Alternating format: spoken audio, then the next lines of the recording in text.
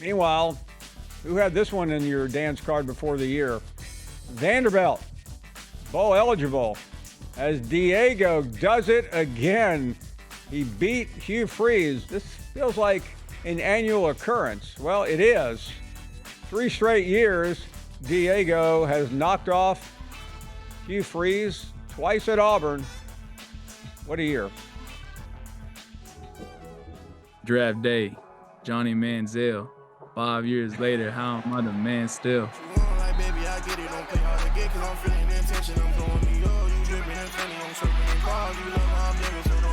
He scrambles for the first down. He's in. Touchdown, Diego Pavia. Overlook coming out of high school. 0 FBS offers. There is nothing Diego Pavia believes he can't do.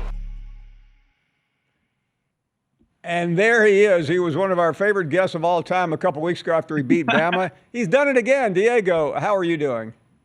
Paul, what's up, man? I appreciate you having me today. Who made that edit, though? That was hard. Well, we were in a hurry. I'm sure you could probably win a Grammy the way you're rolling right now. Anyway, somebody sent me this a few minutes ago. There's a sign when you enter the state of Alabama. It's the welcome sign. It has the governor's name, who is Kay Ivey. They replaced the governor with the new governor of Alabama, and that is Diego, because you have literally owned the 2 big schools in the state. I know there are bigger fish to fry down the road, but how do you feel at this juncture? No, I feel good. That was just the next opponent in the road. But yeah, it's awesome to be able to just make history here at Vanderbilt. We want to continue that, and so just moving forward, we got a big team, South Carolina, coming in, who's very, very talented on defense. And we'll get to that in just a second, because they are coming off a big win, and that's a big deal as well, being bowl bound. I know that was certainly a goal among other goals, but Diego, just going down to Auburn the other day, underdog as usual. It doesn't seem like anything really phases you and your teammates. No, the guys will tell you though. One day it was even, I think it was before like the whole all practices started, everything started. Coach Lee was about to give a presentation. I went on and they started calling me No Worries, because my highlight reel is to No Worries by Lil Wayne from last year, and I started playing it for the team. They loved it though. If you had just had one of these moments this year, and you've had so many, it would have been enough to validate your existence from heading to Vanderbilt. But how do you encapsulate it right now? Because it seems like there's more ahead. Yeah, no, there's a lot ahead. But people don't think I'm an NFL quarterback, and I'm just here to like show them like I could do anything, like I could do anything in the world. And that's just me, like, just being honest. Like, I don't care what people think about me. I don't care what people, just say about me. I know what I could do. I'm gonna do it every single time. I'm gonna say what I'm gonna do. I know that inspires you, Diego, but when you hear these things, it would make me mad. It would make most people upset. What does it do to you? It inspires me. Like, people don't understand how hard I work, what I do outside of football, trying to manage everything. And then just, I want to be the best teammate where my teammates can count on me, rely on me, and just anything they need. Like, they could just call on me. I'll be there for them whenever they need me. So you mentioned South Carolina, which is straight ahead.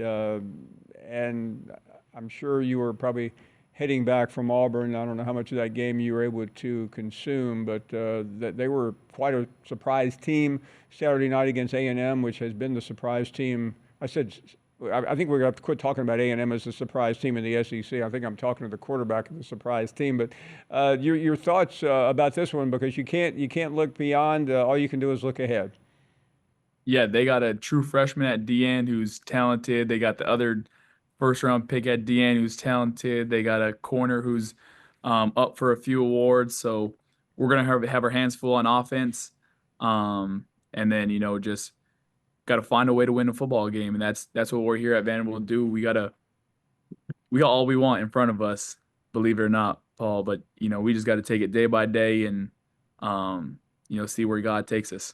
You got South Carolina and then at LSU and Tennessee. I mean, it's a pretty chock full of exciting games straight ahead. So it is 6 wins.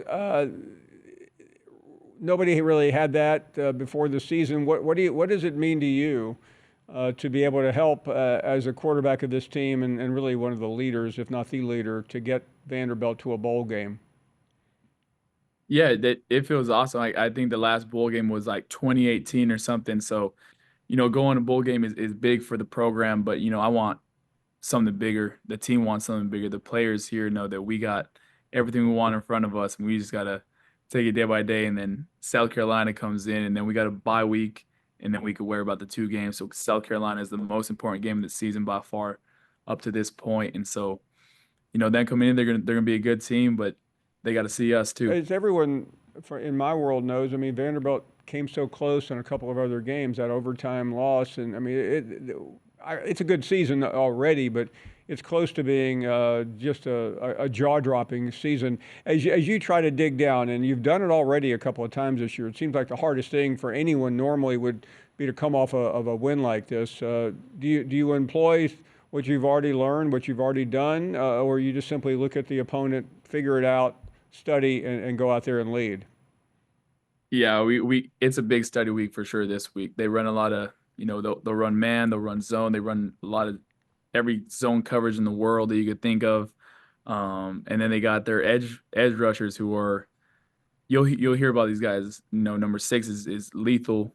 But we got NFL talent too at tackle. So we'll be good. And then coming off this stretch, we got LSU and Tennessee. You got to come out to the night game at LSU though. I think it's gonna be rocking. Well, I'd love to. Hey, by the way, I joked with you the last time. You heard from a lot of people. I remember talking to Manziel and others. I realize there's a lot that goes on in your life, but just tell us a little bit about the other side. We see what you do on the football field, but what has it been like just dealing with the reality of your stardom, your team's success, and just having fun in your world?